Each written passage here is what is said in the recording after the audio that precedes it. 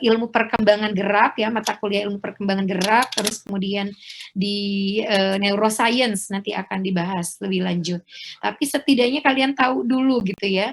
Makanya kenapa kalau pada pasien stroke ya atau spinal cord injury tadi itu mengalami gangguan pola jalannya ya. Kalau memang kenanya dia di CPG-nya itu dia akan mengalami kesulitan dalam melakukan inisiasi gerak ya, memulai gerakan itu, memulai dia tuh susah tuh ya. Kalau pada orang yang mengalami gangguan CPG-nya ya.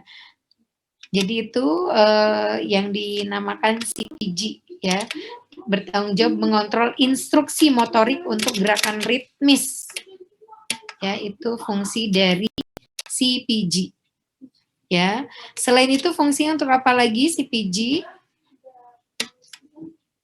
Apalagi misalnya ternyata dia selain untuk berjalan juga berenang ya. Kemudian terbang, kemudian ejakulasi, buang air kecil, buang air besar, bernafas, mengunyah, semua gerakan-gerakan yang memang apa namanya motorik yang berirama dan stereotip. Ya, itu kan kalau kita bernafas itu kan ritmis, teratur gitu ya, ada iramanya di sana. Nah, itu salah satu yang mengatur juga CPG. CPG juga mengatur ke sana. Ya, tapi yang paling penting dari CPG berjalan. Selain itu juga bisa untuk mengunyah ya. Dia yang mengatur kita bisa mengunyah secara ritmis. Makanya kalau mengunyah kita kan teratur, nggak cepet, lambat, enggak kan? Ada nggak yang tidak ritmis kalau mengunyah? Kalau mengunyah kalian teratur kan? Maksudnya ritmenya gitu, kecepatannya itu sama kan? Iramanya gitu ya. Kalau mengunyah kan kita gini-gini aja. Nggak pernah bisa lambat lagi, cepat lagi, enggak kan? Berarti kalau ada kelainan di situ itu kemungkinan ada CPG-nya mengalami masalah. Ya. Kalau lokasinya itu kalau secara anatomi dia memang ada di sumsum tulang belakang ya di ini, tapi tidak dijelaskan di wilayah mananya ya di sini untuk CPG ini ya.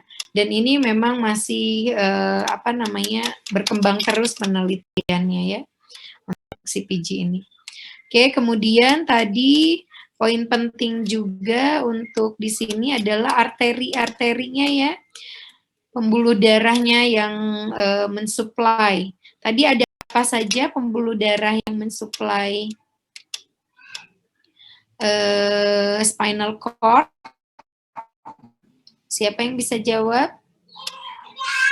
Salsabil Putri Indira. Coba.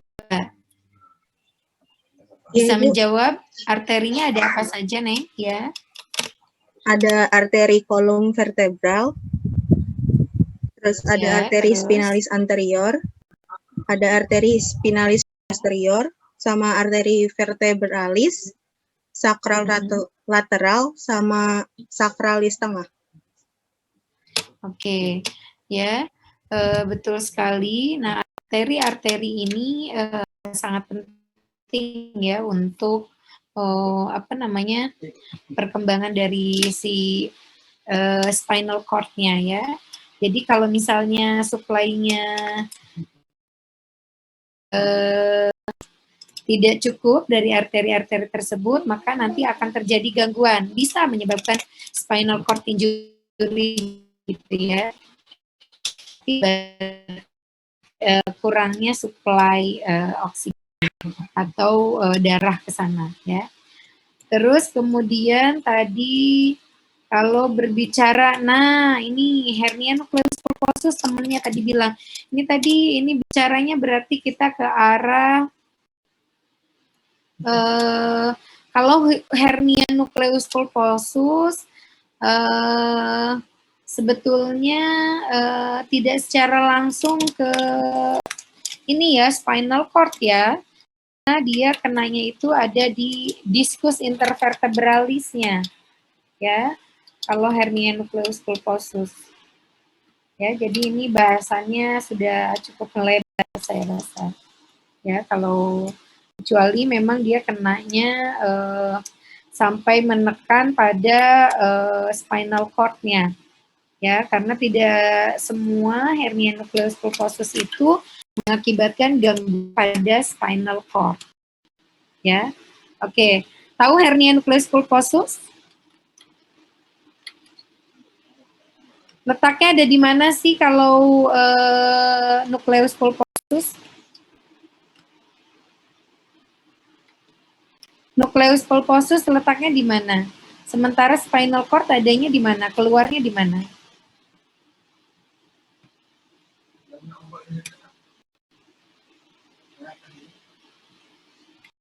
Spinal cord keluarnya di mana?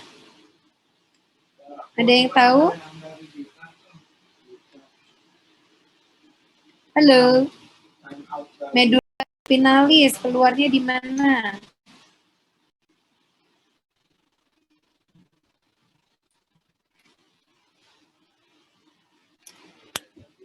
Halo. Neng, ada yang tahu? Dia keluarnya dari mana? Dari medula oblongata ya, medula oblongata yang ada di brainstem. Terus kemudian nanti dia sampai ke lumbal, ya. Lumbalnya itu lumbal 1, 2 ya.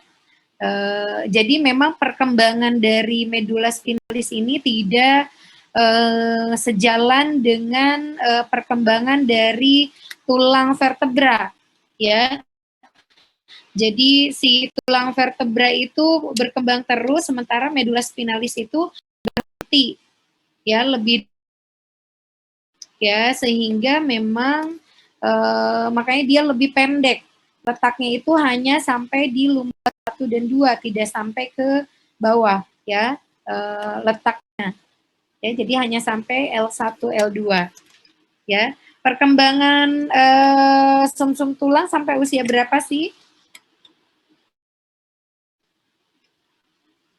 Ada yang tahu? Sumsum tulang belakang itu berhenti pertumbuhannya sampai usia berapa?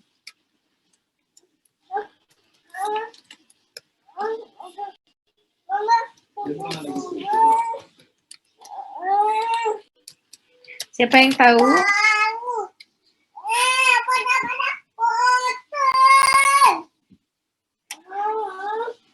Kenapa, Neng? Hey. Siapa yang tahu?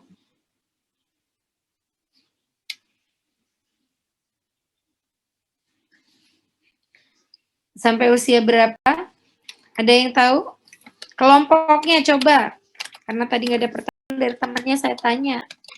Kenapa kok sumsum tulang belakang itu berhentinya sampai di L1, L2, sementara vertebra lumbal itu kan, vertebra itu tulangnya sampai ke coccygeus gitu ya, jadi lebih panjang.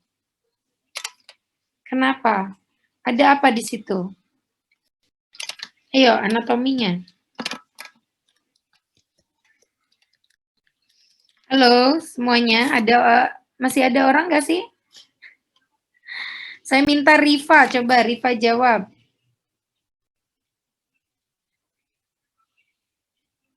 Yang lain yang nggak on masih gabung nggak? Rifa? Ada Rifa? Atau kelompok 2 silakan coba dijawab. Ya, silakan. Pertumbuhan sumsum tulang belakang itu sampai kapan sih?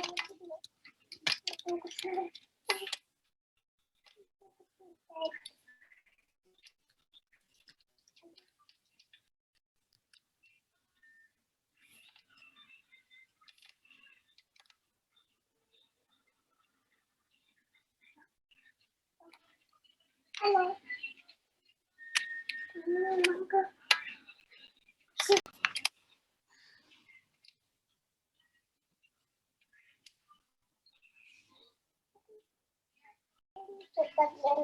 Ada yang tahu? Ayo, ayo.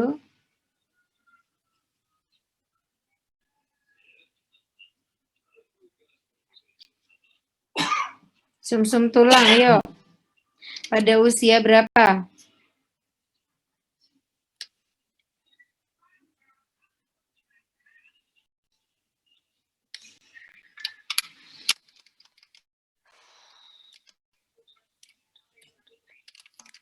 Halo Neng, ini ada orangnya nggak sih? Kok diem-diem aja semuanya? Apa Interupsi, Bu. bukan dulu? Ya, silakan. Ya, terima kasih atas kesempatannya. Saya Ya, Giska silakan. Ramadhanti. Kalau menurut saya pribadi, setahu saya itu untuk pertumbuhan tulang sendiri itu tidak akan bertambah kembali ketika memasuki usia 18 hingga 20 tahun gitu. Jadi pas 18 atau hingga 20 tahun ini seorang itu ya udah dia tingginya segitu gitu. Tapi mungkin ada pendapat yang lain gitu. Tapi kalau setahu saya seperti itu, Bu. Oke, Terima kalau kasih. gitu kan kita bisa enggak boleh. Mbak, tolongin dong, Mbak. Aduh, gitu. Kemana-mana. Nah, emang gitu deh. Udah, bobo. Jadi kemana-mana mencet-mencet apa ini? Obo dulu, Obo. Udah bobo aja sini. Ya udah, jangan gitu dong. Ini gendong. Udah sambil digendong. Aduh. Oh, ya udah sana. Sama Mbak kalau gitu. Mau sama Mbak? Oke, sampai mana tadi? Oke, kalau dijelaskan, saya setuju. Betul sekali kalau pertumbuhan tulang ya. Yang saya tanyakan makanya pertumbuhan dari sumsum tulang belakangnya. Kenapa kok sumsum tulang itu berhentinya di L1, L2? Seiring berkembangnya tulang, dia harusnya kan sama tuh. Harusnya kan letaknya itu ada sampai koksigeus gitu. Kenapa kok berhenti di situ? Ada apa? Ayo coba. Siapa yang bisa jawab? Ya, saya. Anak Umi, soleha, cantik. Diam dulu ya. Oke. Anak kan anak baik. Halo. Ada yang bisa saya bantu?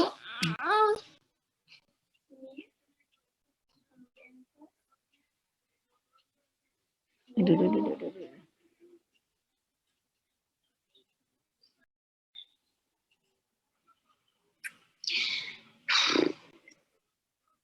Halo, Neng. Yang lain mana ya? Halo?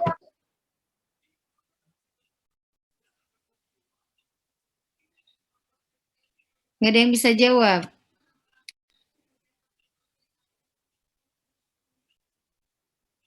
Halo? Pada usia berapa berhenti? Spinal cord. Izin coba. Silakan.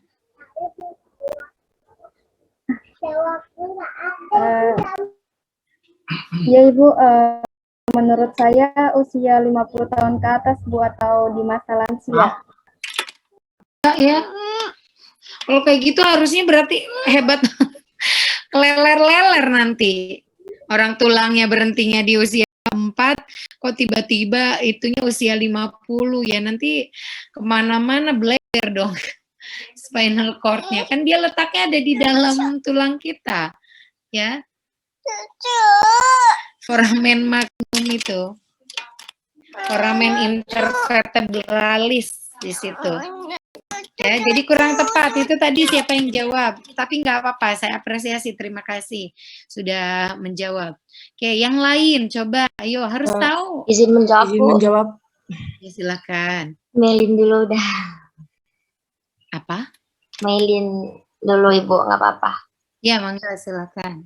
Izin menjawab ya Bu, saya coba cari-cari pertumbuhan tulang kita itu bisa berhenti jika tumbuh dan berhenti dikarenakan adanya lempeng epifisis di tubuh kita ya, Bu. Ya. Lempeng epifisis ini merupakan suatu area khusus pada tulang rawan yang berada di ujung tulang panjang setiap manusia. Pertumbuhan tinggi kita bisa terus bertambah apabila lempeng pertumbuhan tersebut masih aktif atau terbuka. Kemudian kenapa bisa tumbuhnya sampai 18 atau 20 tahun aja itu karena lempeng pertumbuhan itu bisa tertutup sehingga pertumbuhannya bisa melambat bahkan bisa berhenti gitu, Bu. Terima kasih. Oke, betul. Tapi belum menjawab ke arah spinal cord-nya ya. Yang ditanyakan kan spinal cord itu makanya maksudnya spinal cord itu kan dia berhentinya di L1, L2, berarti kan dia pertumbuhannya tidak berbarengan dengan pertumbuhan tulang. Ya, tulangnya bertumbuh terus, spinal cord-nya enggak. Makanya spinal cord hanya berhenti di L1, L2, tidak mengikuti pertumbuhan tulang yang sampai ke sepanjang coccygeus. Karena awal mulanya spinal cord itu pada saat di dalam kandungan itu dia itu sejajar dengan jadi kalau L1 ya L1 spinal cord-nya gitu. L2 ya L2 gitu terus sampai ke bawah. Ya. Nah, ini kan enggak. Nah, itu pertanyaannya kenapa di usia berapa gitu loh berhentinya.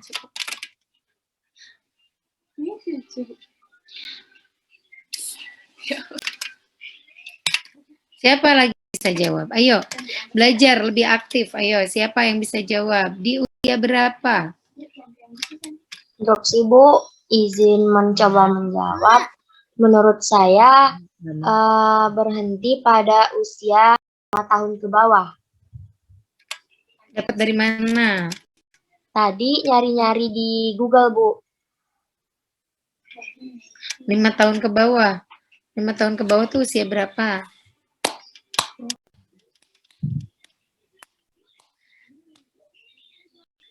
Masih belum tepat ya. Nanti coba cari lagi untuk pertumbuhannya berhentinya di usia berapa, kenapa dia berhenti. Ya, ini PR untuk kelompok 2 ini. Ya, ini penting karena apa? Karena nanti terkait dengan kelainannya. Ya. Kalian pernah dengar cauda equina? Nah, harusnya kalau kita berbicara spinal cord, kalian berbicara juga tentang cauda equina. Ada dibahas nggak di cauda equina? Kayaknya nggak ada dibahas ya. Oke, pertemuan selanjutnya saya nanti akan kasih lihat gambarnya. Lagi-lagi kelompok ini juga sama ya, tidak membahas ke anatominya, tapi lebih ke fisiologi. Nanti pertemuan selanjutnya saya akan berikan gambaran letak dari spinal cord, ya gambarnya itu seperti apa, ya. Dan nanti ada korelasinya dengan pertanyaan equina. Pernah dengar cauda equina enggak? Apa sih cauda equina itu? Aduh, nak sakit banget. Apa cauda equina? Ada yang tahu? Halo. Ya, Bu. Harusnya sih kalau udah lulus anatomi 1 tahu ya cauda equina ya. Izin, Bu. Ya, silakan. Apa? Cauda equina itu bagian dari Zaid ya. Ya, Bu. Equina itu bagian dari sumsum tulang belakang juga, Bu, tapi letaknya ada di bawah daripada, maksudnya di bagian paling bawah daripada si spinal cord ini, Bu. Oke, ya.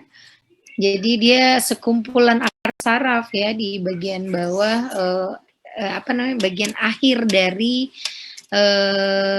si saraf tulang belakang itu ya, itu cauda equina. Nah, nanti ini sindromnya akan berbeda soalnya kalau kena di cauda equinanya.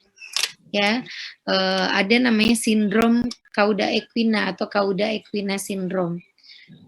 Nah, biasanya cauda equina syndrome itu apa namanya, yang menimbulkan terjadinya gangguan pada si apa namanya, bladder and bowel itu. Ya, jadi tidak bisa merasakan dan tidak bisa mengontrol dari bladder bowel-nya. Ya, nanti kita bahas pertemuan selanjutnya berarti letak cauda equina. Ini yang kurang-kurang nanti akan saya lengkapi ya. Oke, sekarang kelompok 3 berarti. Kelompok 2 PR tadi harus bisa menjawab itu yang pertumbuhan dari spinal cord ya, di usia berapa. Tadi kalau untuk pertumbuhan tulang tadi dijawab sama temannya. Nah, pertumbuhan tulang apakah sama pertumbuhan tulang belakang dengan tulang keseluruhan pada usia 24 tersebut gitu ya, 18 sampai 24. Terus kemudian nanti si spinal cord-nya sendiri bagaimana? Ya, itu mungkin PR-nya silahkan dicari. Tadi belum terjawab ya. Oke, sekarang masuk ke kelompok 3. Terima kasih kelompok 2. Ya. Jadi sejauh ini kelompok 1 dan 2 belum memunculkan anatominya justru ya, baru fisiologi. Sementara kita nih mata kuliahnya anatomi nih. Anatomi itu letaknya harus tahu. Oke, coba silakan. Ganti pempes ya. Nggak usah lah Mbak, Beri. Silakan kelompok 3. Ya, Ibu izin Kelompok 3 jelaskan, presentasi Bu. dulu. Oke, gimana? Halo, kelompok 3. Ya, Ya, silakan. izin jelaskan ya, Bu. Ya, boleh. Ada di mana ya presentasi kalian?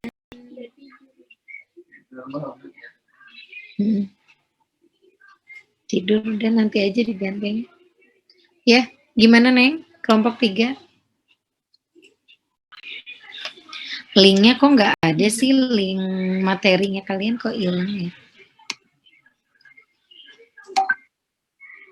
Saya belum akses. Bentar ya, Ibu. Boleh minta tolong dikirim lagi itunya, linknya, link G Drive-nya Neng.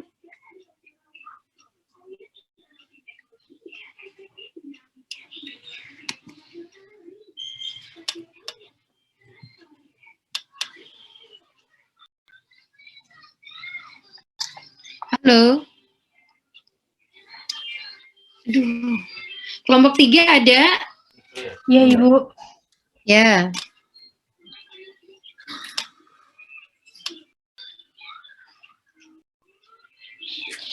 Untuk pertemuan selanjutnya mohon disiapkan pasangan ya.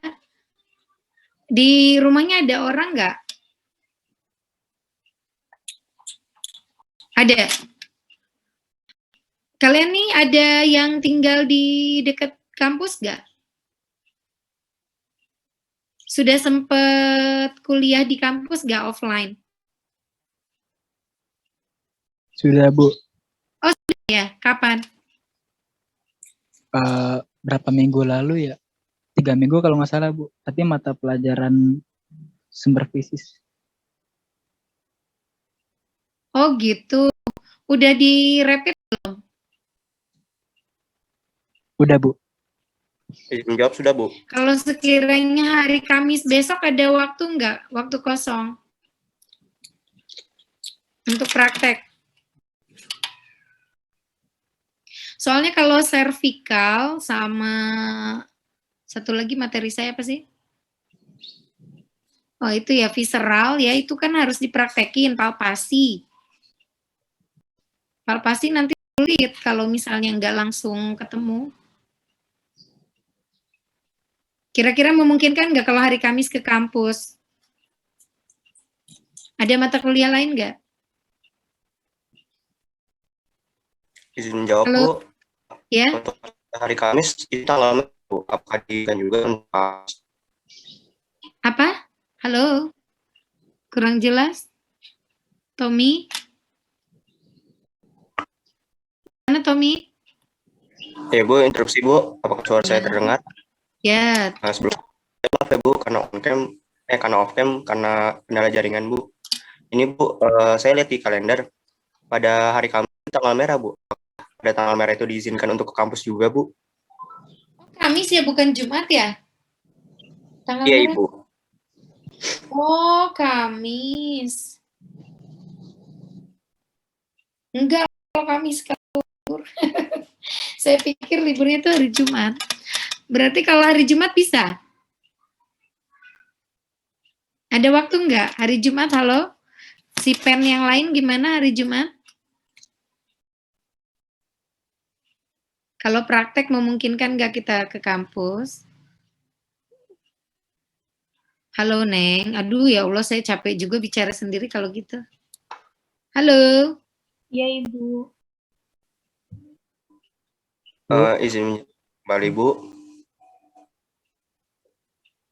Hari Jumat itu ada cuti bersama juga, Bu. Kemungkinan tanggal merah juga, Bu. Kata siapa? Enggak ada cuti bersama. Yang bilang cuti bersama siapa ya?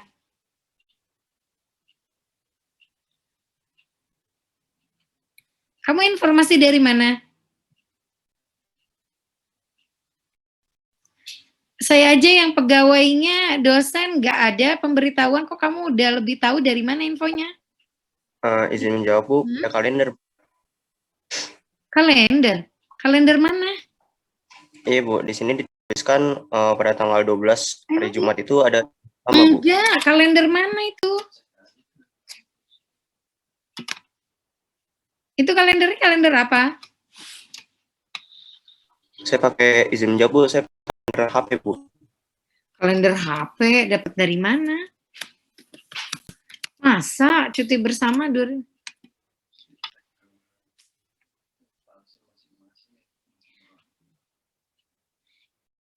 itu saya belum dapat pemberitahuan lebih lanjut ya. Tanggal berapa sih tuh?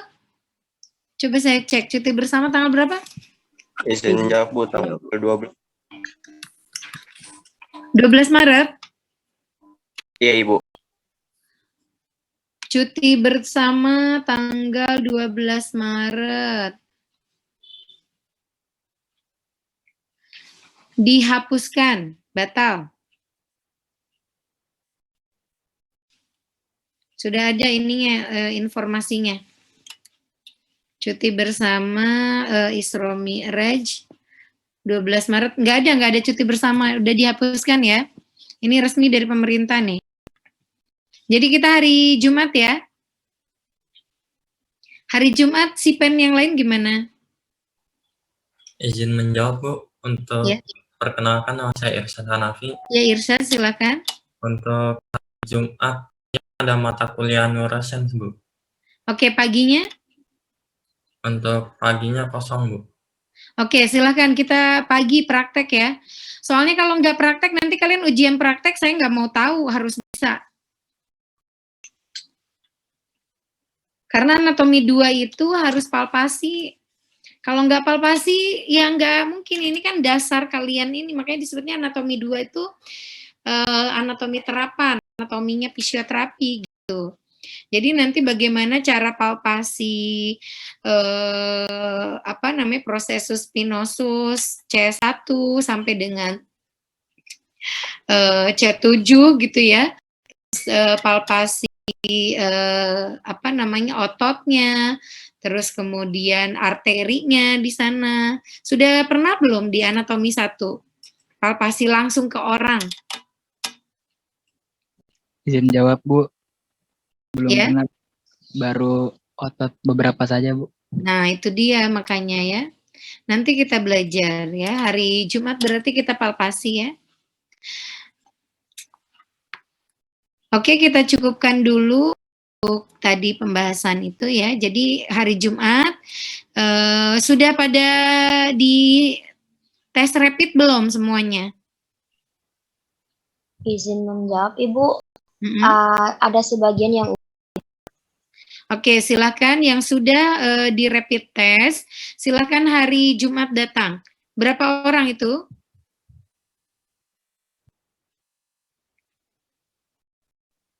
Berapa orang? Ada lebih dari 10? 20 ada? izin menjawab, Ibu. Sepertinya lebih dari 10 ada, Bu. Oke, silakan ya.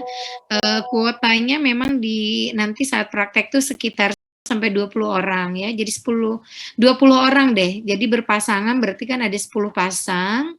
Nanti di lab lantai 3 yang ada bednya ya. Kita mau lab assessment atau lab terapi latihan, silahkan si pennya Zidni silahkan diatur, nanti izin ke Pak Arfian ya.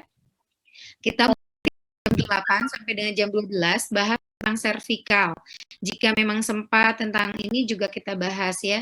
Jadi ada yang harus dibahas juga secara prakteknya itu tentang ini pemeriksaan. Nanti kita siapkan untuk jarum ya, jarum, terus kemudian refleks hammer. Refleks hammer di dalamnya kan ada itu tuh ada jarum, ada pakunya tuh. Itu nanti untuk tajam tumpul. Jadi ada refleks hammer, terus refleksnya itu untuk nanti kalian tes lengkung refleks. Terus kemudian kita cek miotom dermatom juga. Ya, untuk dermatomnya kita menggunakan tajam tumpul, kapas, silahkan sediakan kapas, terus kemudian panas dingin, pakai air ya, air panas, air dingin disediakan. Terus ini agak banyak ya Neng ya. Terus kemudian apalagi, mudah-mudahan waktunya cukup ya. Harus ada laki-laki ya Neng, karena nanti nggak bisa kalau perempuan harus buka jilbab kan nggak mungkin. Nanti kan divideokan juga. Di antara yang tes itu, tes rapid, ada yang laki-laki kan? Izin Nanti menjawab ada Ibu.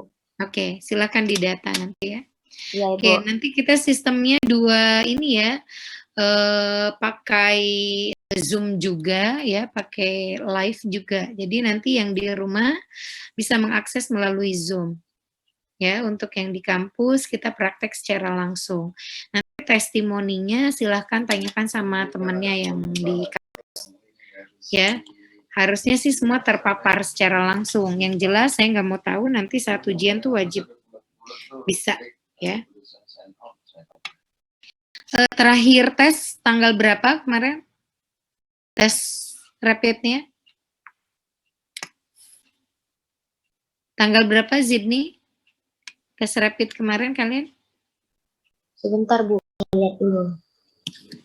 Oke, karena berlakunya kan hanya 2 minggu ya. Sudah punya perlengkapan seperti gown kayak gitu nggak? Udah punya baju gown itu? Baju bedah? Sudah. Oke, dibawa ya. Masker, hand sanitizer, terus kemudian pakai face shield juga. Karena nanti akan berpapasan tuh muka, ketemu muka nanti saat palpasinya. Takutnya berbahaya nanti. Mohon izin menjawab, Bu. Ya, Neng. Kalau untuk rapid itu kemarin 27, Bu. Waduh, besok tanggal 12 masih berlaku nggak tuh sampai tanggal berapa tuh? Ada 14 hari nggak? Berlaku kayaknya ya? Masih Bu. Yang pas 14 hari, Bu. Ya udah nggak apa-apa lah nanti. Ada tes lagi kapan katanya? Belum tahu, Ibu. Belum tahu ya. Ya sudah, tidak apa-apa nanti. Bismillah ya, kita ini. Yang penting harus selalu ini ya.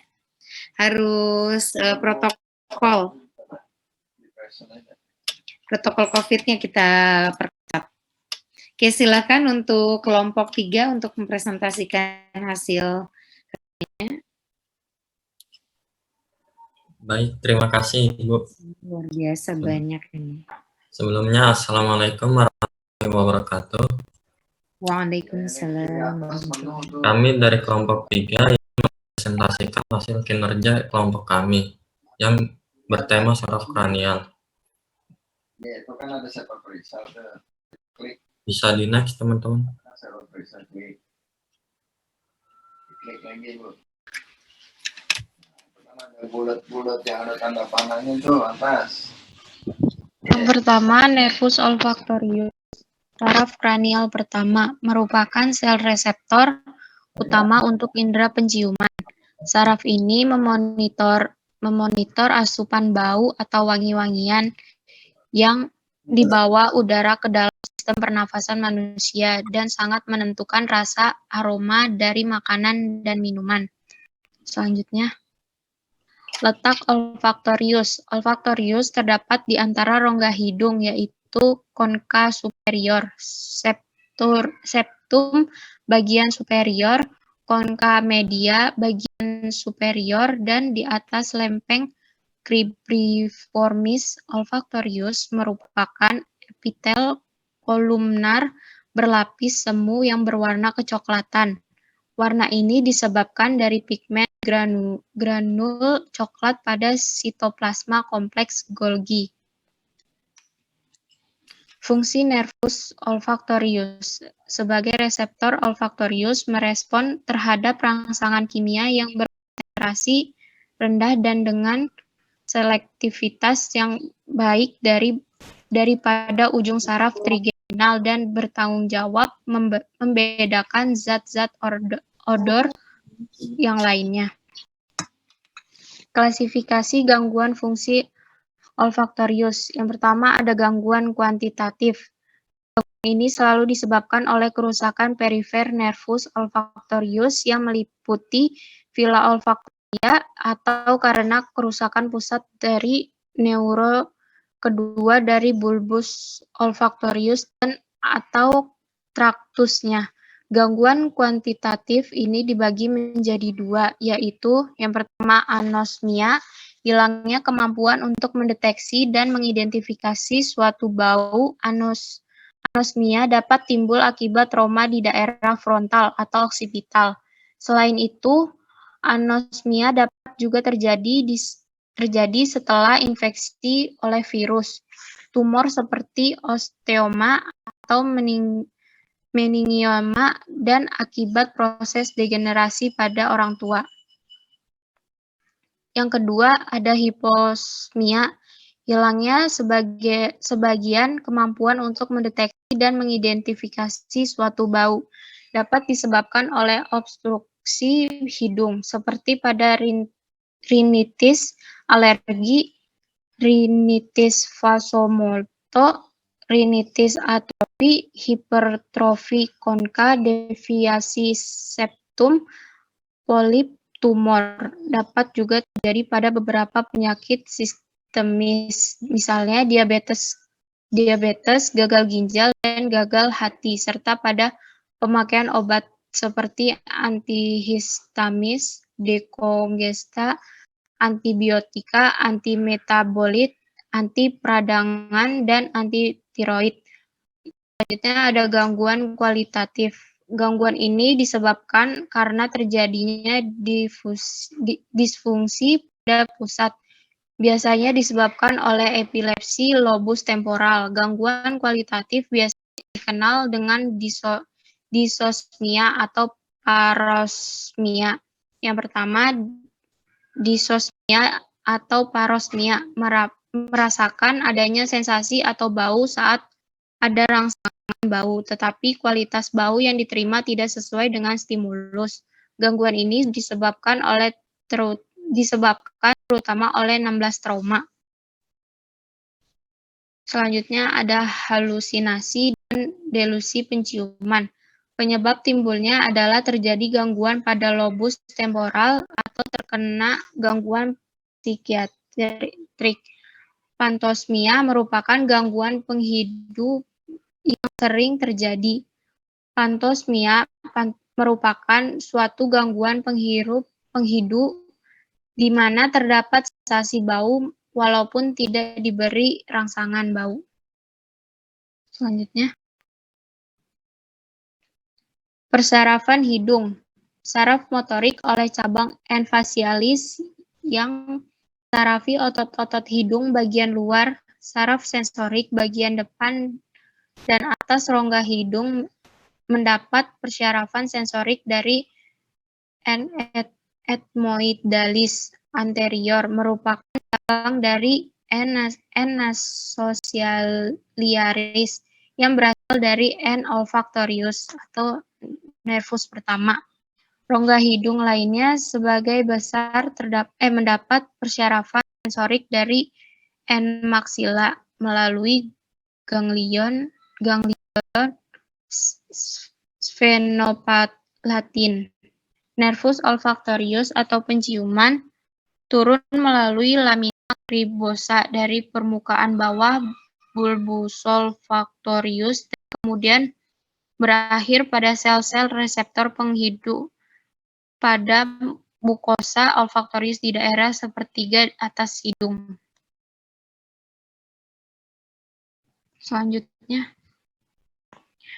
yang kedua ada nervus opticus. Nervus opticus merupakan bagian dari sistem saraf atau SSP yang memiliki lebih sedikit sel neuron dan terisolari dari sel-sel lain yang umumnya berada di otak. Nervus opticus terdiri dari akson, sel ganglion, retina, dan sel glia.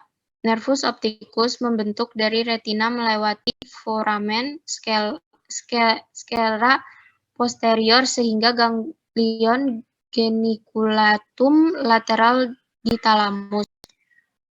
Fungsi nervus opticus, saraf optik termasuk ke dalam saraf kranial yang berperan dalam sensori, sebab saraf ini yang berperan dalam penglihatan kita. Saat kita menerima cahaya dari luar bersama dengan bagian-bagian mata lainnya, saraf ini membantu menyampaikan informasi ke otak untuk diolah sehingga kita bisa mengenali objek yang terlihat. Gangguan pada nervus opticus. Penyebab penyakit mata sendiri beragam dan memiliki berbagai pemicu yang menyebabkan penyakit ini timbul. Beberapa faktor penyebab penyakit saraf mata adalah yang pertama, penyakit yang dapat memengaruhi saraf mata. Yang kedua, efek samping yang muncul akibat mengkonsumsi beberapa jenis obat untuk saraf mata. Yang ketiga, faktor keturunan, misalnya dari orang tua dan saudara kandung. Yang keempat, produksi cairan mata pada bagian sudut mata. Cairan ini juga bisa muncul di celah pupil. Yang kelima, peningkatan produksi pada cairan mata di badan siliar. Gejala penyakit mata. Pasien yang menderita penyakit saraf mata akan mengalami beberapa gejala di bawah ini. Yang pertama, ketika posisi mata membengkak, maka mata akan terasa sakit. Yang kedua, munculnya keinginan untuk terus-menerus mengedip mata bahkan dengan memberikan tambahan tekanan ketika mengedip mata. Yang ketiga, warna pelangi seolah-olah muncul ketika melihat lampu neon maupun sumber cahaya lainnya. Yang keempat, penglihatan yang menjadi semakin normal setelah sebelumnya kabur. Persyarafan pada nervus opticus. Bagian saraf opticus yang menyilang di chiasma opticum adalah serabut yang berasal dari retina bagian nasal, baik makular maupun ekstramakular. Saraf opticus bagian nasal menyilang dengan garis tengah dan bergabung dengan serabut saraf bagian temporal. Sisi kontralateral membentuk tractus opticus. Persilangan saraf opticus di chiasma opticus berperan dalam penglihatan binokular, sehingga seseorang dapat melihat benda secara tiga dimensi. Selanjutnya ada nervus oculomotor atau nervus 3. Nervus ini merupakan sekelompok sel saraf yang keluar dari bagian mesencephalon setingkat dengan colliculus superior.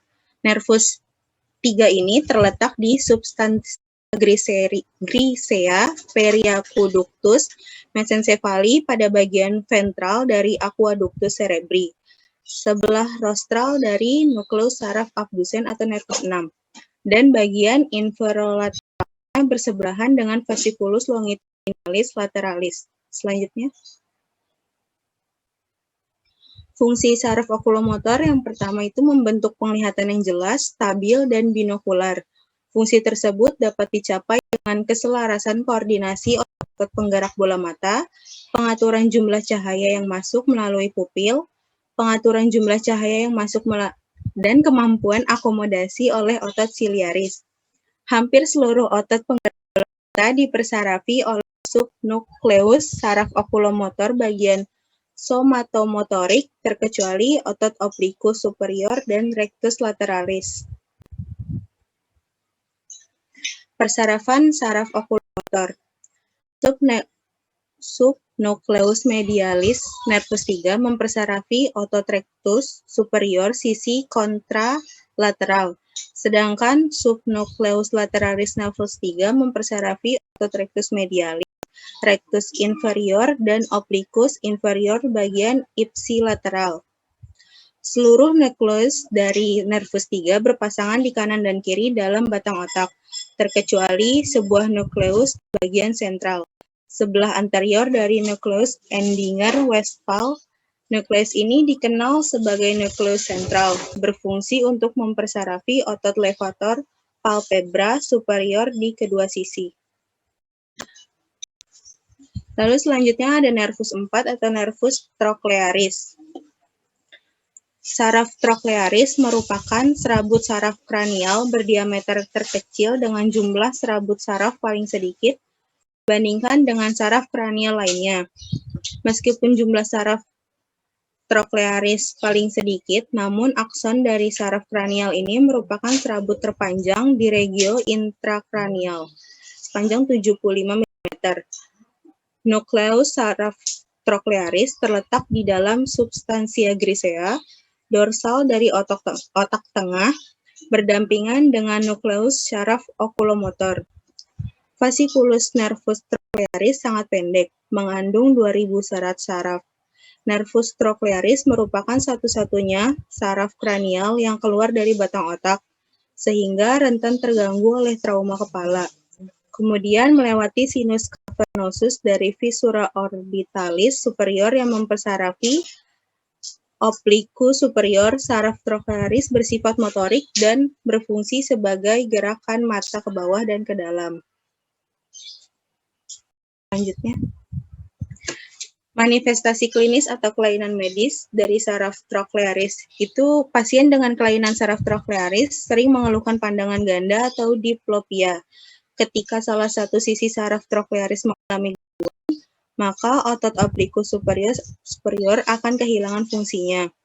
Gerakan bola mata akan didominasi oleh otot antagonis oblikus superior, yaitu otot oblikus inferior.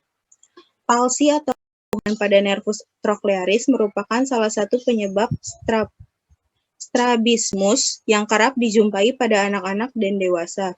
Penyebab dari palsi pada nervus troclearis diantaranya kelainan kongenital, hipertensi, trauma, dan neoplasma intrakranial. Selanjutnya yaitu nervus trigeminus. Saraf trigeminus adalah saraf yang berperan dalam mengirimkan sensasi dari kulit bagian anterior kepala, rongga mulut, dan hidung, gigi dan meninges atau lapisan otak. Saraf trigeminus memiliki 3 divisi, yaitu mata, rahang atas, dan rahang bawah, yang selanjutnya diperlakukan sebagai saraf-saraf terpisah. Fungsi saraf trigeminus. Pada divisi mandibula terdapat juga serabut saraf motorik yang mensarafi otot-otot yang digunakan dalam mengunyah. Saraf trigeminus merupakan saraf campuran, di mana sebagian besar merupakan serat saraf sensoris wajah, dan sebagian yang lain merupakan serat saraf motoris dari otot mastikasi. Saraf trigeminus menempel ke aspek lateral pons, dekat pendikulus cerebellar tengah. Kemudian, saraf trigeminus melewati bagian bawah tentorium cerebelli, menuju fossa kranial bagian tengah. Ganglion sensoris dari saraf trigeminus dapat ditemukan pada bagian bawah dari tulang temporal. Untuk serat saraf sensoris terbagi menjadi 3, yakni ophthalmic, maxillaris, dan mandibula. Selanjutnya ada saraf ophthalmicus. Saraf ophthalmicus bertugas untuk mengirim informasi sensori dari wajah bagian atas, seperti dahi, kulit kepala, dan kelopak mata. Cabang frontal melewati orbit superior, kemudian memasuki kembali tulang frontal sebentar sebelum keluar dari orbit melalui celah orbital superior. Dan taktik supraorbital untuk menyediakan pensarafan sensorik untuk kulit dahi dan kulit kepala. Saraf ophthalmicus memasuk cabang ke kornea, badan siliaris, dan iris, ke kelenjar lakrimal dan konjungtiva. Ke bagian dari selaput lendir dari rongga hidung, dan pada kulit kelopak mata, alis, dahi, dan hidung.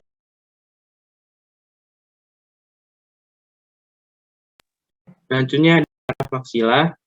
Saraf maksila adalah salah satu dari 3 cabang saraf trigeminus. Fungsinya adalah mensarafi gigi atas, bibir atas, palatum, batang hidung, rongga hidung, dan sinus maksilaris.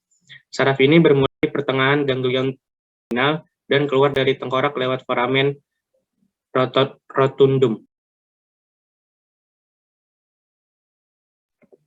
Lalu ada saraf mandibula. Saraf mandibula merupakan cabang terbesar dari nervus trigeminal.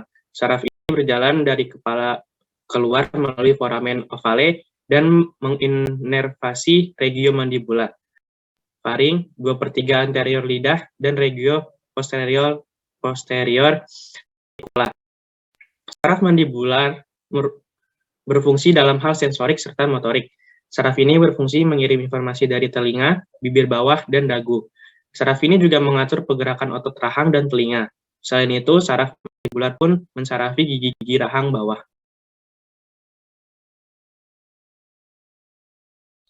Selanjutnya ada nervus abdusen. Saraf abdusen menginervasi otot rectus lateralis, ipsilateral, dan mengatur gerakan abduksi mata. Kelainan pada saraf abdusen dapat disebabkan oleh berbagai macam kelainan di sepanjang perjalanan saraf, sejak titik keluar dari spons hingga intraorbita.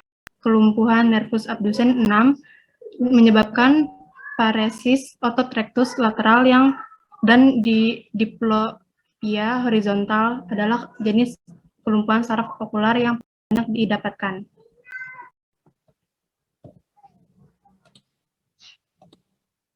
Pensarapan abdusen yang pertama ada nukleus saraf abdusen terletak ventrikel keempat di bawah colliculus facial di caudal pons. Rambut saraf facial melewati atau mengelilingi nukleus saraf abdusen dan keluar di sudut cerebellopontine.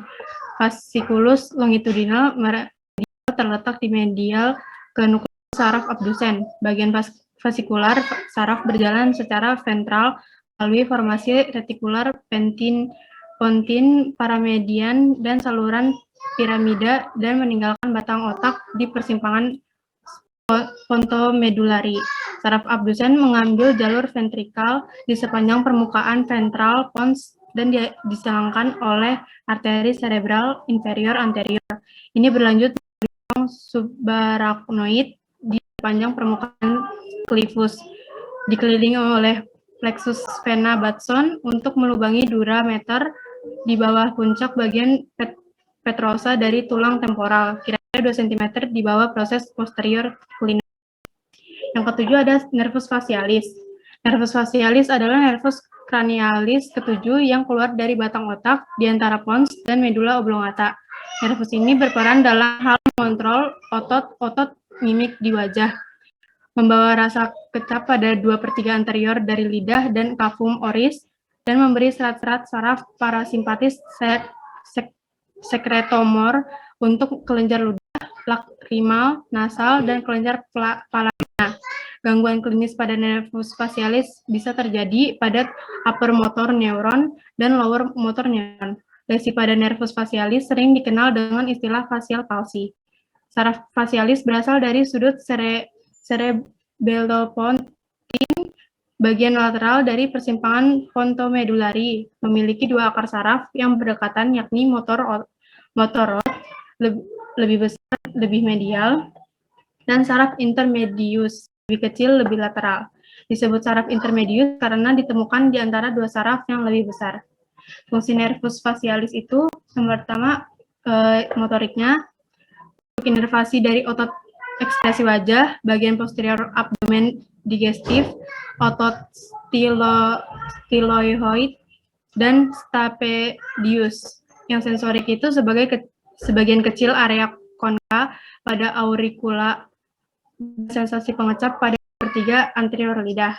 Yang parasimpatik ini beberapa kelenjar kepala dan leher, yaitu submandibular, sublingual, nasopalatin, mukus faringeal, dan kelenjar lakrimal. Gangguan nervus abdusen ini ada Bellpassi. Bellpassi itu adalah paralis nervus facialis di saraf kranial ketujuh. Unilateral yang beronset akut, etiologi pasti belum diketahui, namun proses iskemik, infeksi imunologis, atau herediter dihipotesiskan sebagai penyebabnya. Bellpassi ini merupakan gangguan yang terjadi pada otot dan saraf wajah, sehingga kondisi ini tidak berdampak pada kinerja otak dan tubuh lainnya. Apabila kelumpuhan di salah satu sisi wajah juga dibarengi oleh kelumpuhan pada bagian tubuh lain, penanganan serius dari dokter sangat diperlukan. Dalam perjalanannya, nervus facialis melalui berbagai kanal sempit, sehingga proses yang menyebabkan nervus facialis mengalami edema atau inflamasi bisa menyebabkan mengalami konvulsi dan menimbulkan gangguan inervasi. Nervus facialis mempunyai percabangan motorik, sensorik, dan parasimpatik, sehingga gejala paralisis saraf ini akan menimbulkan paralisis otot wajah, gangguan pendengaran, gangguan pengecapan, nyeri di area wajah, dan mastoid, serta gangguan lakrimasi dan salivasi. Ini di sini ada gejala-gejala Bellpassi. Yang pertama ada nyeri telinga pada sisi wajah. Yang kedua ada telinga yang terpengaruh akan lebih sensitif terhadap suara. Yang ketiga ada berdering di salah satu telinga atau keduanya. Yang keempat ada penurunan atau perubahan pada indera perasa. Yang kelima ada bagian mulut terpengaruh akan mudah berliur. Yang keenam ada mulut terasa kering. Yang ketujuh ada rasa sakit pada rahang. Yang kedelapan ada rasa sakit kepala dan pusing. Yang kesembilan ada kesulitan untuk makan, minum, dan berbicara. Ya, selanjutnya. Yang ke-8, nervus vestibulocularis. Nervus vestibulocularis merupakan nervus cranialis ke-8. Nervus ini terdiri dua komponen fungsional yang berbeda, yaitu yang pertama nervus vestibularis. Ini membawa impuls keseimbangan dan orientasi ruang 3 dimensi dari aparatus vestibular. Yang kedua nervus cochlearis, yang membawa impuls pendengaran yang berasal dari organon korti di dalam koklea. Aparatus vestibular dan organon korti terletak di dalam pars petrosa os temporalis. Kedua komponen nervus vestibularis ini terdiri dari serabut-serabut somatosensorik khusus. Perjalanan nervus ini dalam susunan saraf khusus adalah sangat kompleks.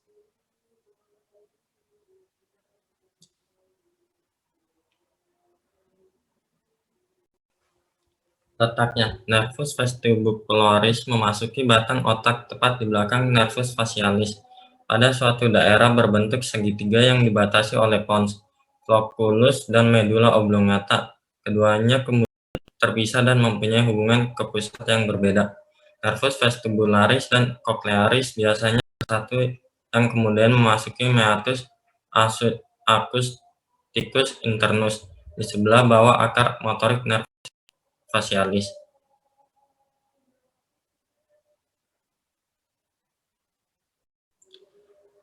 Next.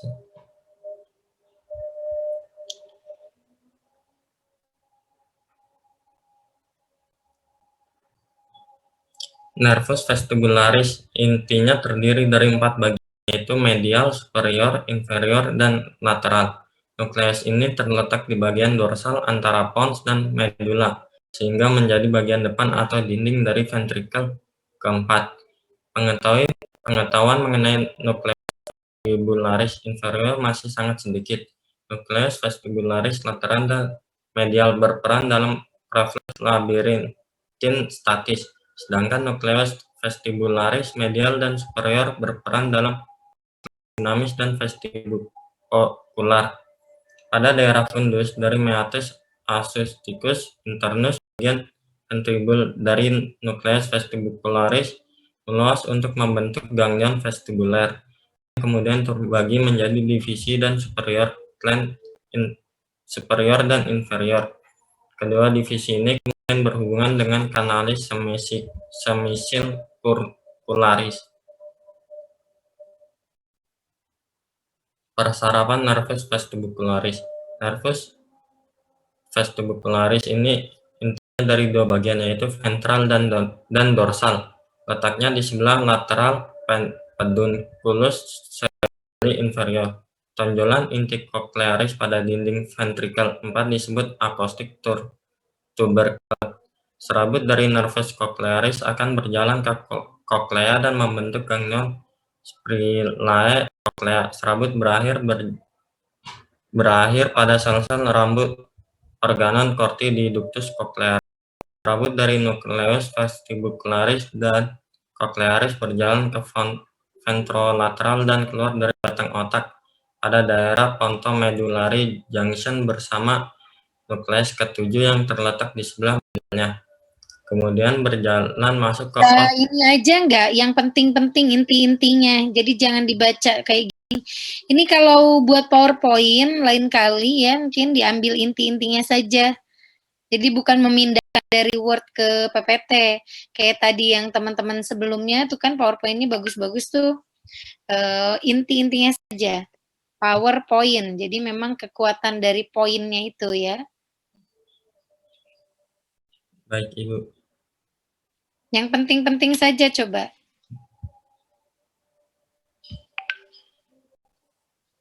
Karena ini slide-nya cukup banyak ya. Kalau kayak gini kan kurang menarik juga. Ayo lanjut lagi.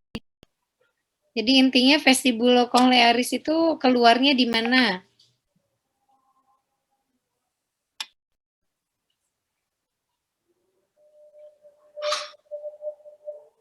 Halo?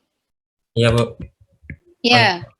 Vestibulocochlearis keluarnya di mana? Untuk vestibularis itu mensarafi vestibula dan semicircularis. Keluarnya dari mana? Pertanyaannya keluarnya dari mana?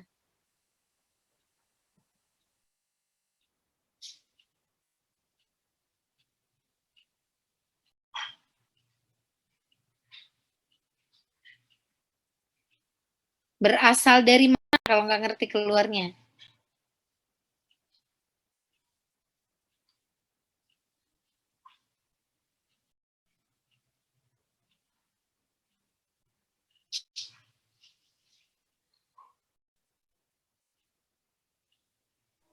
Di mana letaknya? Nervus vestibularus ini berasal dari bagian lateral dari sudut yang dibentuk antara cerebellum dan pons, Bu. Oke, sudut antara apa dengan apa? Antara cerebellum dan pons, Bu.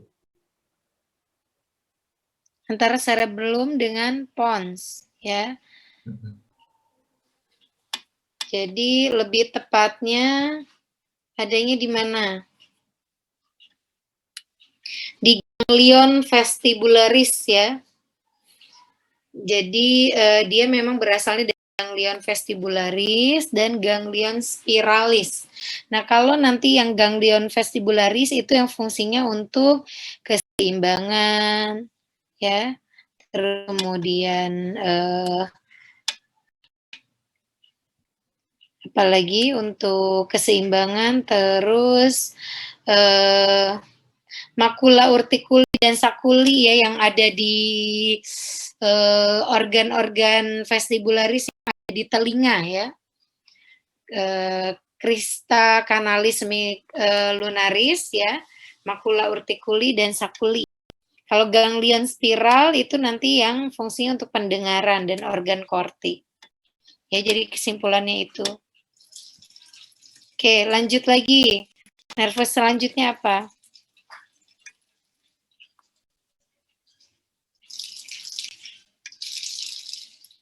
Interupsi, Ibu. Ya. Apakah saya terdengar? Ya, terdengar. Ya, yang ke-9 yaitu nervus glossopharyngeus. Nervus ini berasal dari medula oblongata bersamaan dengan nervus cranialis 10 dan 11, yaitu nervus 11 itu apa? vagus dan nervus aksesoris. Oke, ya. Terus? Ya, nervus glossopharyngeus terdiri dari serabut sensorik dan juga motorik. Ganglion serabut sensorik adalah ganglion petrosum. Serabut ganglion tersebut melintasi bagian dorsolateral medula oblongata dan berakhir di sepanjang nukleus solitarius. Berkas serabut yang terkumpul di sekitar nukleus traktur solitarius Tractus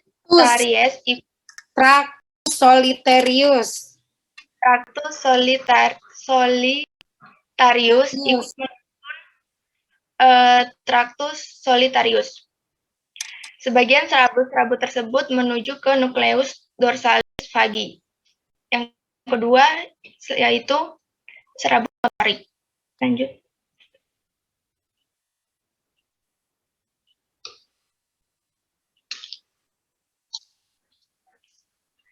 Serabut motorik berasal dari nukleus salivatorius inferior dan sebagian dari nukleus ambigus. Kedua jenis serabut ini, yaitu serabut sensorik dan motorik, muncul pada permukaan medula oblongata di sulcus lateralis posterior. Bersama-sama. Berarti keluarnya di mana? Keluar di medula oblongata, Ibu. Medula oblongatanya di mana? Sulcus lateral posterior, ya. Ini ujian nanti keluar nih. Nanti untuk saraf kranial, pertanyaannya nanti keluar dari mana saraf tersebut, terus kemudian fungsinya untuk apa gitu ya. Nanti dibaca tempat origonya semuanya dari saraf-saraf kranial. Oke, terus? Ya. Lanjut persarafan nervus glossopharyngeus. Yang pertama itu eferen branchialis. Komponen ini berasal dari nukleus ambigus yang berfungsi untuk mensarafi otot stylofaringeus dan otot faringeus. Kemudian ada eferen visceral yang bersifat parasimpatis yang berasal dari nukleus salivatorius inferior yang mempersarafi glandula parotis. Kemudian ada aferen visceral khusus yang berasal dari ganglion inferior yang mempersarafi indera pengecap, yaitu sepertiga posterior dari lidah. Kemudian aferen visceral yang berasal dari ganglion superior yang berfungsi untuk mempersarafi sepertiga posterior lidah dan faring. Kemudian yang terakhir aferen somatik yang berasal dari ganglion superior yang mempersarafi telinga tengah dan tubaostasius. Lanjut.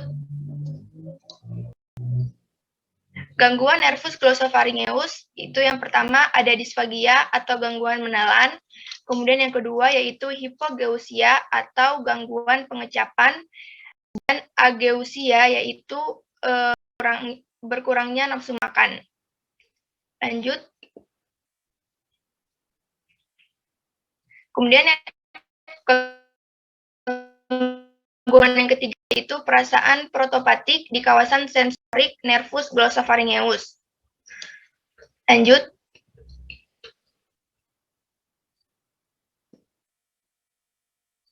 Yang ke-10 yaitu nervus vagus.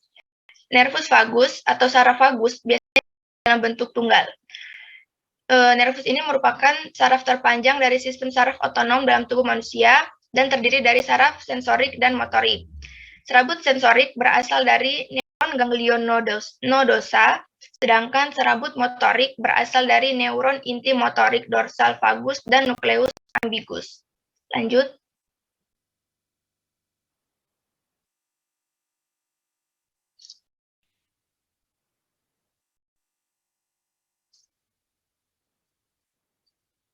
Next slide.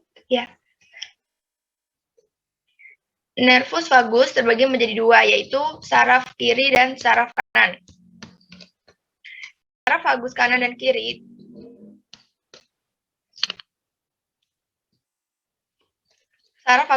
kiri turun dari kubah kranial melalui foramina jugularis, menembus selubung karotis antara arteri karotis interna dan eksterna, kemudian melewati posterolateral ke arteri karotis komunis. Badan sel serabut aferen visceral dari saraf vagus secara bilateral di ganglion inferior saraf vagus. Lanjut. Saraf vagus kanan memunculkan saraf laring rekuren kanan yang mengait di sekitar arteri subclavia kanan dan naik ke leher antara trakea dan esofagus. Vagus kanan kemudian melintasi anterior ke arteri subclavia kanan, berjalan ke posterior vena cava superior, turun ke posterior bronkus utama kanan, dan berkontribusi pada pleksus jantung, paru, dan esofagus. Ini membentuk batang vagal posterior di bagian bawah kerongkongan dan memasuki diafragma melalui hiatus esofagus. Next. Kemudian saraf vagus kiri memasuki toraks antara arteri karotis komunis kiri dan arteri subclavia kiri dan turun ke lengkung aorta. Ini menimbulkan saraf laring rekuren kiri yang mengait di sekitar lengkungan aorta di sebelah kiri, ligamentum arteriosum dan naik di antara trakea dan esofagus. Vagus kiri selanjutnya melepaskan cabang jantung toraks, pecah menjadi pleksus paru, berlanjut ke pleksus esofagus, dan memasuki perut sebagai batang vagal anterior di hiatus esofagus diafragma. Lanjut. Kemudian persarafan nervus vagus itu yaitu komponen eferen branchial. Lanjut. Kemudian gangguan dari nervus vagus. Lanjut. Ini teman-temannya udah pada off semua nih kayaknya. Yang lain yang ini masih stay di sini nggak ya yang lain? Masih, Bu. Halo? Masih, Bu. Oke. Ayo agak cepet ya. Ya, Bu, baik. Selanjutnya nervus ke-11 yaitu nervus accessorius. Nervus accessorius adalah saraf motorik yang mempersarafi otot sternocleidomastoideus dan bagian atas trapezius. Saraf accessorius terletak di tulang belakang. Saraf accessorius akan keluar dari foramen jugulare. Saraf accessorius bersifat motorik, fungsinya untuk mengendalikan pergerakan kepala dan menggerakkan bahu. Selanjutnya, kelainan patologi dan pembuluh darah yang menyuplai nervus accessorius. Saraf accessorius memiliki peran dalam mengontrol otot yang digunakan untuk menggerakkan kepala. Kerusakan saraf ini dapat membuat otot sternocleidomastoid, otot atau otot leher, dan trapezius atau otot punggung melemah. Akibatnya, tulang belikat akan menonjol jika bahu dinaikkan atau diangkat karena tulang belikat sendiri tidak bisa terangkat.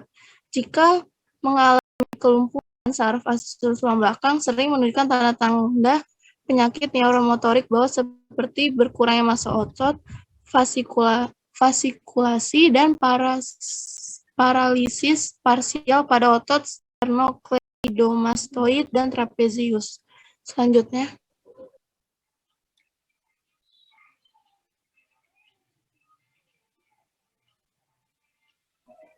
Selanjutnya saya fungsi dari trapezius untuk apa? Trapezius terdiri dari berapa ototnya? Halo, yang presentasi tadi yang sebelum ini. Trapezius. Halo, Neng. Yang presentasi tadi siapa ya? Iya, Ibu, saya. Ya, Az-Zahra. Apa fungsi dari trapezius? Trapezius dibagi menjadi berapa?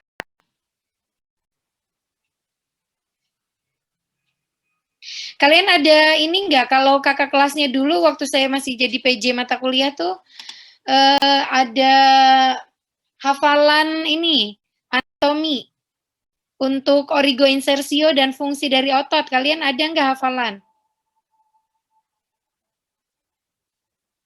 Halo? Neng, ditanya, ada hafalan enggak dari Bu Zahra? Halo? Izin menjawab, Bu.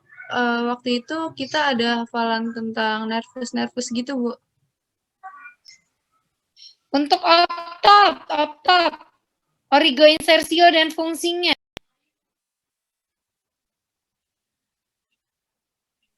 Izin menjawab, Ibu. Belum ada, Ya. Ibu. Oke, coba kalian hafalkan otot-otot semuanya ya. Waduh, kayak gini. Berarti keputus nih. Harusnya origoinsersio itu tetap harus ada hafalannya. Kalian buat nanti, boleh kalau misalnya memang sekarang sudah terlanjur, nanti setelah UTS, silahkan karena sudah online terus semuanya, buat tanya sama kakak bagaimana cara buat origoinsersio ya. Jadi buat buku khusus untuk origoinsersio fungsi ya, inervasi fungsi dari otot-ototnya itu. Ya, jadi otot apa, terus origonya di mana, insersionya di mana, inervasinya apa, terus fungsinya untuk apa. Ya. Gawat kalau kayak gini, waduh. Kakak kelasnya semuanya oke kok. Putus sama sekali nih. Nanti saya minta kakak kelasnya untuk memantau. Nanti hafalannya store-nya ke kakaknya ya. Ini sudah terlambat berarti nih. Karena sekarang udah mau UTS, jadi kalian fokus untuk belajar UTS dulu. Setelah UTS baru ya. Nanti hafalan. Nanti saya tunjuk kakak kelasnya, saya hubungi nanti. Jadi hafalannya adalah origo, insersio, terus kemudian inervasi dan fungsi. Sekarang trapezius, siapa yang tahu terdiri dari berapa otot trapezius itu? Kan bahaya kayak gini. Trapezius itu terdiri dari berapa? Menjawab, Ibu. Ya, ada berapa? Halo? Ada 2, Ibu. Ada yang jawab 2, ada yang 3. Yang jawab 2 tadi siapa? Saya, Bu, Nabila Vinka. Nabila, kok cuma 2? Apa aja? Trapezius descendens sama transversa, Bu. Nah, kan ngaco kan? Oke, trapezius itu ada 3. Ada upper trapezius, lower trapezius, dan middle trapezius. Masing-masing itu beda fungsinya. Upper trapezius itu elevasi dan upward rotasi dari skapula dan ekstensi dari leher ya. Terus kemudian untuk middle trapezius itu fungsinya untuk retraksi ya, retraksi dari skapula. Nih, retraksi namanya. Seperti ini. Ini berarti middle trapezius yang bekerja. Ya. Kalau untuk lower trapezius itu adalah untuk upward rotasi. Ya, upward rotasi itu seperti ini, kayak kita waktu pas mau berenang itu. Ya, berenang gaya punggung ya. Gaya dada ya. Gaya dada. Ya, jadi upward rotasi. Oke ya. Nah, dari fungsi-fungsi itu, makanya kalau yang kena adalah nervusnya, aksesorius, maka fungsi dari trapezius itu dari mulai upward rotasi, elevasi, retraksi itu hilang semuanya. Ya, berarti apa yang terjadi nanti? Berarti drop ya dari si skapulanya. Terus nanti berarti dia nggak bisa upward rotasi. Ya, dan nggak bisa retraksi, jadi seperti ini nanti. Terus kemudian dia fungsinya juga untuk tadi sternocleidomastoid untuk apa fungsinya? Siapa yang tahu sternocleidomastoid fungsinya untuk apa? Belum saya tanya origoinsersio nih. Halo? Halo? Halo Neng, masih tahu nggak sih? Halo? Iya Ibu, izin menjawab Ya Bu. minimal tuh nyaut gitu loh kalau ditanya, ya Allah please deh. Nggak menghargai banget. Masih ada orang ya? Iya Ibu. Iya, Ya, izin menjawab Bu. iya aja. Iya Ibu, izin menjawab. Ya, Fungsi silakan. dari Berapa? sternocleidomastoid itu untuk memutar kepala ke sisi yang berlawanan Ibu. Memutar kepala sisi berlawanan. Itu sternocleidomastoid. Kalau bekerjanya unilateral ya, pada unilateral. Kalau misalnya bekerja bersama-sama fungsinya untuk apa? Kan sternocleidomastoid kan ada kanan kiri ya, fungsinya untuk apa? Kalau kanan kiri dua-duanya bekerja secara bersamaan. Interupsi Bu. Ya. Untuk fungsi bekerja bersamanya itu untuk fleksi leher, kemudian ekstensi kepala dan mengangkat sternum serta membantu inspirasi Ibu. Oke, nah itu ya untuk sternocleidomastoid yang bilateral ya. Jadi terutama sekali untuk fleksi neck ya. Kemudian dia juga untuk aksesoris pada inspirasi apa ekspirasi? Inspirasi. Ya, bukan ekspirasi, ingat. Terus kemudian dia kalau misalnya bekerjanya, kalau untuk sternocleidomastoid yang sisi kanan berarti fungsinya untuk apa? Kalau sisi kanan nanti lateral fleksinya kemana? Lateral fleksinya kanan, terus kemudian rotasinya ke kiri. Ya, tadi rotasinya ke arah yang berlawanan. Dengar istilah tengleng? Ada bayi? Pernah Bu. Torticollis? Pernah Ibu. Ya, bahasa kitanya torticollis. Nah, itu karena pemendekan dari musculus sternocleidomastoid ya. Fungsinya dia adalah lateral fleksi ipsilateral, kemudian rotasi kontralateral ya. Jadi kalau kanan berarti yang terkena berarti lateral fleksi kanan, terus kemudian rotasi ke kiri. Ya, jadi seperti itu. Ya, jadi itu fungsinya ini hanya salah satu saja, ngetes aja nih. Berarti masih ketinggalan jauh. Kalian kan sekarang udah musim pandemi. Kalau musim pandemi ini kan banyak waktu luang kalau saya rasa ya. Karena kan nggak pergi kemana-mana. Waktunya harusnya ke kampus, perjalanan 1-2 jam, ini di rumah aja. Nah, waktu di rumah itu silahkan gunakan untuk hafalan. Tanya sama kakak kelasnya.